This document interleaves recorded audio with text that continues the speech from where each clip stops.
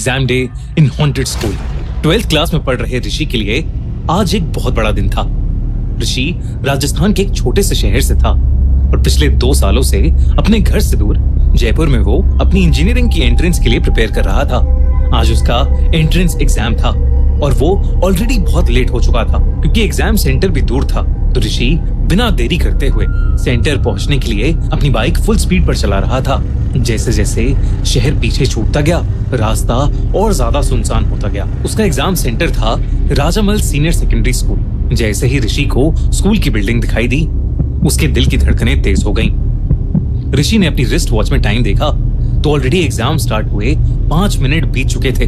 उसने जल्दी से स्कूल के बाहर बाइक खड़ी की और गार्ड से अंदर जाने की भीख मांगने लगा, लेकिन वो गार्ड बस मुस्कुराया और उसने उसको आसानी से अंदर जाने दिया।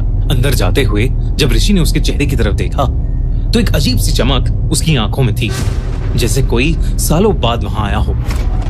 स्कूल के हॉलवे में सब कुछ नॉर्मल लग रहा था। एक बड़ा सा कॉरिडोर और क्लासरूम जिनके डोर्स खुले हुए थे और सारे स्टूडेंट्स पहले से ही क्लासरूम में थे और उन्होंने अपना एग्जाम लिखना स्टार्ट कर दिया था।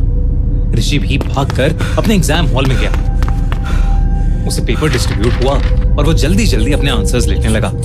पहले 30 मिनट सब कुछ बिल्कुल नॉर्मल रहा। ऋषि अपनी पूरी कंसंट्रेशन के साथ अपने आंसर्स लिख रहा था। अब तक वो 4 आंसर्स का जवाब दे चुका था। घड़ी में 10:35 हो गए थे।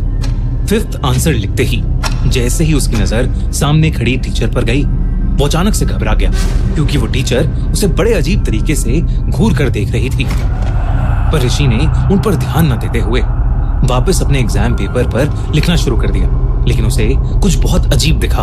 उसने देखा कि अभी अभी जो 5th क्वेश्चन का आंसर उसने लिखा था वो आंसर शीट पर था ही नहीं। आंसर शीट में अभी भी आंसर नंबर 4 ही था, उसके आगे कुछ नहीं। ऋषि को कुछ समझ नहीं आया। उसने टाइम देखा तो घड़ी अभी भी 10:35 दिखा रही थी। 10 मिनट पहले भी यही टाइम था जब उसने आंसर नंबर 4 लिखा था। तभी ऋषि ने महसूस किया कि एग्जाम हॉल के स्टूडेंट्स अजीब बिहेव कर रहे थे। सब बिल्कुल चुप, बिना एक भी आवाज के लिख रहे थे। तभी एक लड़का जोर से अपनी उंगली डेस्क पर घिसने लगा। अपनी उंगली घिसते हुए उसका एक नाखून निकल गया, पर वो तब भी नहीं रुका। ये देखकर ऋषि को कुछ समझ नहीं आ रहा था क्योंकि जहां वो लड़का रुक ही नहीं रहा था, वहीं बाकी सब, यहाँ तक कि एग्जाम टीचर भी उस लड़के की तरफ नहीं देख रही थी। तभी ऋषि को एक कोने से एक और आवाज आई। उसने मुड़कर देखा तो एक लड़की बिना रुके पागलों की तरह अपने एग्जाम बोर्ड को अपने सर पर मार रही थी। वहीं एक लड़का अपने पेन से अपने हाथ को चुभाए जा रहा था। अचानक एक और लड़की जोर से रोने लगी और वो अपने बाल अपने मुंह में डालकर चबाने लगी। ये सब देखकर ऋषि ने उस टीचर को आवाज लगाई, लेकिन वो टीचर वहां खड़ी बड़ी अजीब तरीके से बस मुस्कुराए जा रही थी। ऋषि को कुछ समझ नहीं आ रहा था कि उस एग्जाम हॉल में चल क्या रहा है। अचानक उस एग्जाम हॉल में कहीं से धुआं आने लगा। ऐसा लग रहा था जैसे किसी के सड़ते हुए मांस की बू हो। ऋषि ने जब धुएं की तरफ देखा तो उसे देखा कि एक लड़की की शर्ट जल रही है। देखते ही देखते एक और लड़का अचानक से चिल्लाते हुए अपने हाथों से अपने आप को पागलों की तरह नोचने लगा, जैसे वो जल रहा हो। जिसके बाद वो रोते हुए चीखने लगा, मुझे यहाँ से निकलने दो।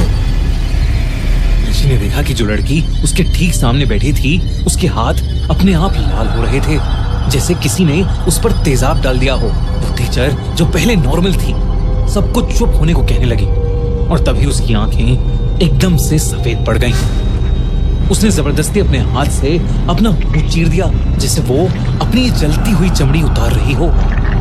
ऋषि ने जब ये सब देखा तो वो डर के मारे सुन्न पड़ गया था। उस टीचर का चेहरा कुछ ही पलों में पूरी तरह जल गया था और उसके चेहरे की हड्डियां दिख रही थीं। देखते ही देखते वहां मौजूद सारे स्टूडेंट्स ने आग पकड़ ली। सारे स्टूडेंट्स दर्द से कर्राते हुए चिल्लाने लगे। सबका शरीर जलने लगा और देखते ही देखते वो अंगारों और धुएं में बदल गए। पूरे रूम में सिर्फ जलते हुए मांस की बदबू थी और धुआं ही धुआं। ये सब देखकर ऋषि का रोना छूट गया। वो उस एग्जाम हॉल से किसी भी तरह बाहर निकलना चाहता था, लेकिन जैसे ही वो वहां से भागने के लिए उठा, किसी ने उसका पैर पकड़ लिया। जब उसने नीचे देखा तो वहां उन सभी स्टूडेंट्स की जली हुई बॉडीज पड़ी थी और उनमें से एक हाथ में ऋषि का पैर पकड़ा हुआ था। ऋषि ने किसी तरह हिम्मत जुटाई और वो अपना पैर छुड़ा के चीखते हुए उस कमरे से बाहर भागा। जैसे ही वो बाहर निकला, ऋषि को ऐसा लगा कि उस क्लासरूम में कोई बम फूटा हो। कुछ देर बाद बेहोश ऋषि उस स्कूल के एक मेल टीचर को दिखा। वो एक बंद क्लासरूम के बाहर पड़ा था। उसे फौरन स्कूल के मेडिकल रूम में ले जाया गया। कुछ ही देर में ऋषि को होश आया और उसने उस टीचर को अपने साथ हुआ पूरा हादसा बताया। और तब उस टीचर को लगा कि ऋषि एग्जाम ना देने के लिए एक मन गढ़ंत कहानी बना रहा है। उस टीचर ने बताया कि ऋषि कभी अपने एग्जाम रूम में गया ही नहीं और जिस रूम की वो बात कर रहा है वो पिछले कई सालों से बंद पड़ा है। ऋषि को विश्वास नहीं हुआ तो वो मेडिकल रूम से निकलकर उसी रूम में वापस गया और वाकई उस क्लासरूम में सच में ताला लगा हुआ था। ऋषि को लगा कि उसने शायद कोई बुरा सपना देखा है और वो मायूस होकर स्कूल से बाहर निकल ही रहा था कि उस स्कूल गार्ड ने उसे कुछ ऐसा बताया जिसे सुनकर ऋषि के होश उड़ गए। उसने बताया कि कुछ साल पहले उस स्कूल के क्लासरूम में एग्जाम चल रहा था, लेकिन किसी लड़के ने एग्जाम रोकने के लिए उस रूम में पटाखे फोड़ने का प्लान बनाया ताकि टीचर डर जाए और एग्जाम ना हो। और उस पटाखे की वजह से क्लासरूम के पर्दों में आग लग गई और वो आग ऐसी फैली कि पूरा क्लासरूम जल के राख हो गया। करीब 10:30 बजे हुए इस एक्सीडेंट में 40 स्टूडेंट्स और एक टीचर जलकर मारे गए और तब से उस स्कूल में कई लोगों ने उनकी आत्माओं को उस रूम के अंदर देखा है। इसलिए उस रूम को हमेशा हमेशा के लिए बंद कर दिया गया है। ये सब सुनने के बाद ऋषि शॉक था, लेकिन उसे समझ आ गया था कि उसके साथ जो भी हुआ है वो कोई सपना नहीं था, बल्कि वो उस दिन शायद मौत के मुंह से बचा।